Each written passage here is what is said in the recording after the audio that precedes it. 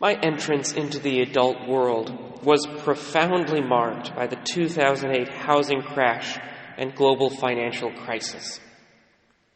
I was a junior at a college that provided free tuition to everyone who was admitted, and I remember community meetings where the college administrators explained to us that our endowment had lost 40% of its value virtually overnight, and that the college could no longer offer full tuition scholarships to incoming students.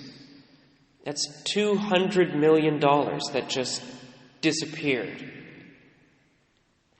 I remember going to daily mass in Boston and hearing a man pray for almost a year that he could find a job after being laid off.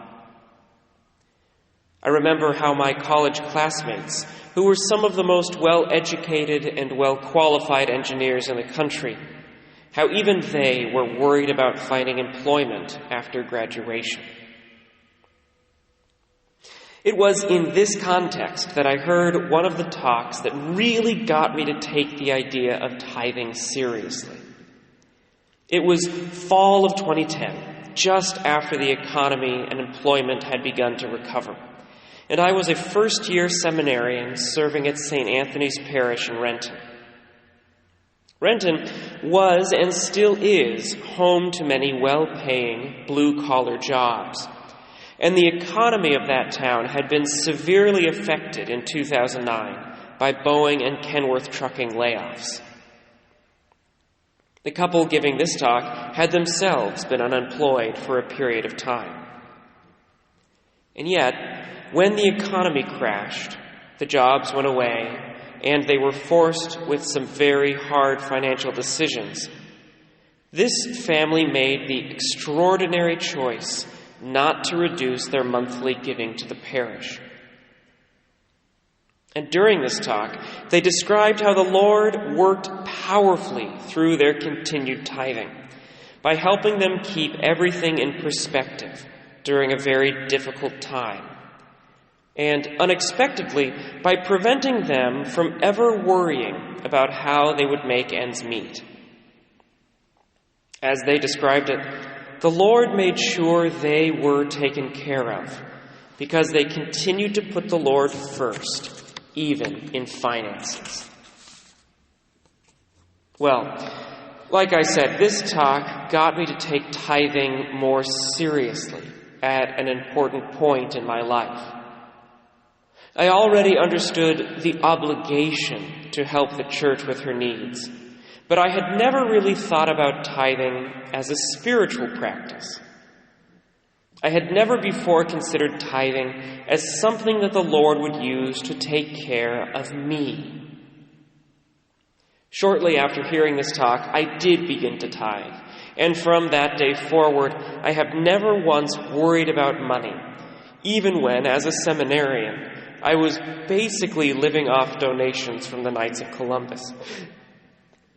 It was this confidence in God, born of tithing, that convinced me this year to donate my income back to the parish for the entire period of the pandemic that we were not offering public Mass, even though when I made that decision, we had no idea how long that period would last.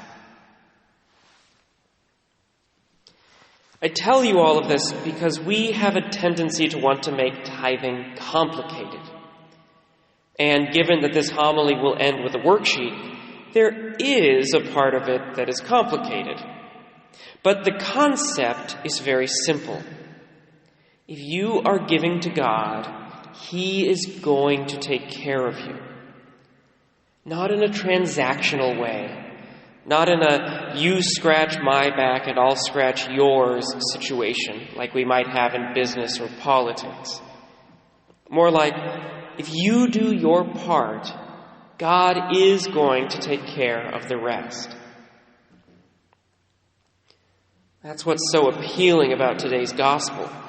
Jesus takes the entire law and makes it simple. What are we supposed to do? Only two things: love God and love neighbor. Easy, right? Well, of course it's not. The details of loving God and loving neighbor are supremely difficult.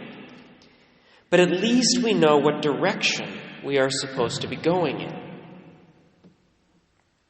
Of course, if the only things we have to do are love God and love neighbor, where does tithing fit in? Well, tithing is part of the love of God. When Jesus says to love God with our whole heart, soul, and mind, he means that we are supposed to love God with everything that we have and are. He means that our love for God must be complete and must be the entirety of ourselves. When we exclude money from that equation, when we say that the way we use our money has nothing to do with the way we love God, we are lying to ourselves. It really is simple. Love God with everything we have, money included, and God Himself will take care of the rest.